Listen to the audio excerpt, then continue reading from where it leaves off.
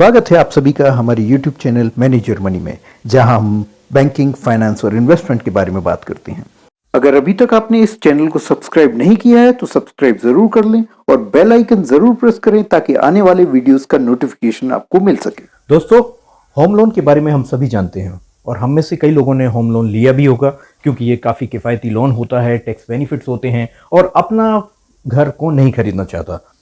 लेकिन आज के समय में जब प्रॉपर्टी की कीमतें इतनी बढ़ चुकी हैं, एक मिडिल क्लास कॉमन मैन जब हाउसिंग लोन लेता है तो नॉर्मली लंबे समय तक आप ईएमआई देते रहते हैं। और अगर आपको कभी कोई और फाइनेंशियल रिक्वायरमेंट आ जाती है, जैसे अगर आपको हाउस का रिनोवेशन करना है, कोई एडिशनल कंस्ट्रक्शन करना है, या कोई और पर्सनल रिक्वायरमेंट्स हैं बच्चे की एजुकेशन के लिए या मेडिकल एक्सपेंसेस के लिए, तो ऐसे केस में आपको पर्सनल लोन या किसी और तरह के लोन के बारे में सोचना पड़ता है। लेकिन अगर आपका कोई एग्जिस्टिंग होम लोन है जिसका रीपेमेंट आप 1 साल से ज़्यादा टाइम से करते आ रहे हैं और आपकी क्रेडिट हिस्ट्री या ट्रैक रिकॉर्ड काफ़ी अच्छा है और आपकी प्रॉपर्टी की वैल्यू भी बढ़ चुकी है, तो आपको किसी और तरह के लोन को देखने की ज़रूरत भी नहीं है। बहुत ही सस्ता, बहुत ही ईजी प्रोसेस होने वाला हाउसिंग लोन टॉपअप आप अवेल कर सकते हैं। तो अब हम सबसे पहले जान लेते हैं कि टॉपअप लोन्स क्या होते हैं। कोई भी एडिशनल अमाउंट का लोन उसी एग्जिस्टिंग हाउसिंग लोन पर जब आप लेते हैं तो इसे टॉपअप लोन बोलते हैं। जब आप प्रॉपर्टी खरीदते हैं तो उस प्रॉपर्टी की वैल्यू भी धीरे धीरे बढ़ती है, साथ ही आपकी इनकम भी अगर धीरे धीरे बढ़ती जा रही है तो आपकी लोन लेने की एलिजिबिलिटी भी बढ़ जाती है। तो ऐसे में उसी प्रॉपर्टी को, जो कि ऑलरेडी मॉर्गेज की हुई है, उसी प्रॉपर्टी के बढ़े हुए वैल्यूएशन और आपकी रीपेमेंट कैपेसिटी बढ़ जाने के बाद आप एडिशनल लोन अमाउंट बोरो कर सकते हैं। इसे ही टॉपअप लोन कहा जाता है। इस लोन को किसी भी पर्पस से, जो कि गैम्बलिंग या कोई और इलीगल पर्पस ना हो, उसके अलावा किसी भी पर्पस से, आपकी बिजनेस रिक्वायरमेंट के लिए, एडिशनल कंस्ट्रक्शन के लिए, रिनोवेशन के लिए, कोई एजुकेशन पर्पस के लिए या मेडिकल एक्सपेंसेस, इस तरह के किसी भी पर्पस से आप टॉपअप लोन ले सकते हैं। और इसका सबसे बड़ा फायदा यही है कि यह आपके हाउसिंग लोन के जितनी ही इंटरेस्ट रेट पर, यानी काफ़ी चीपर इंटरेस्ट रेट पर अवेलेबल होता है, साथ ही लॉन्गर टेन्योर के लिए अवेलेबल होता है। पर्सनल लोन जहां आपको 2 से 5 साल के लिए ही मिल सकता है, तो टॉपअप लोन आप एक लंबे टाइम के लिए ले सकते हैं, 5 साल, 10 साल, यहाँ तक कि 20 साल तक, डिपेंडिंग ऑन योर एज। यानी आप जो एज में अभी हैं और 60 साल या 65 ईयर्स की एज अटेन करने तक का जो टेन्योर है, उस टेन्योर के लिए आप टॉपअप लोन ले सकते हैं।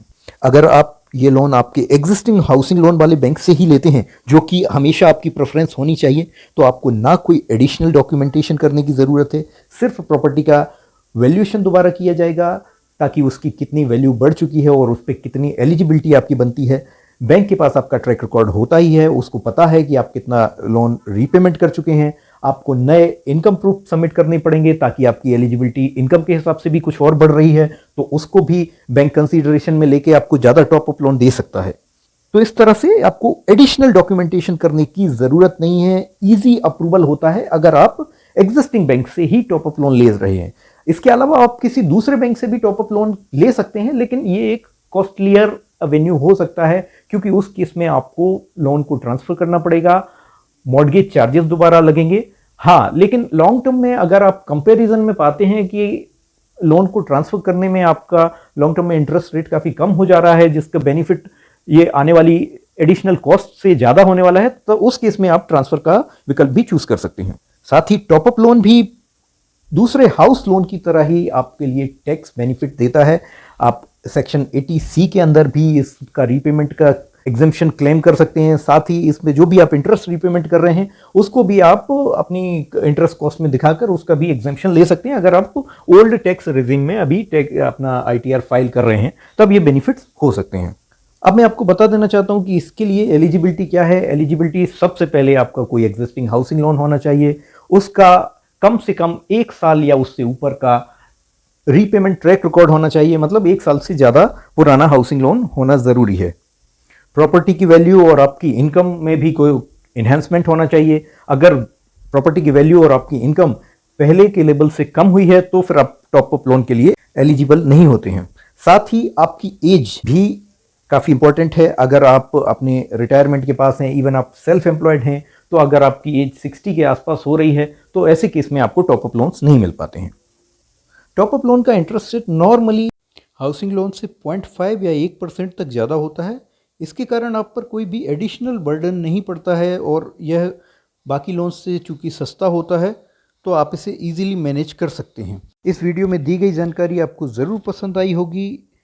ऐसे ही वीडियोस को देखने के लिए इस चैनल को ज़रूर सब्सक्राइब करें और बेल आइकन को ज़रूर प्रेस करें ताकि आपको आने वाले वीडियोस का नोटिफिकेशन मिल सके।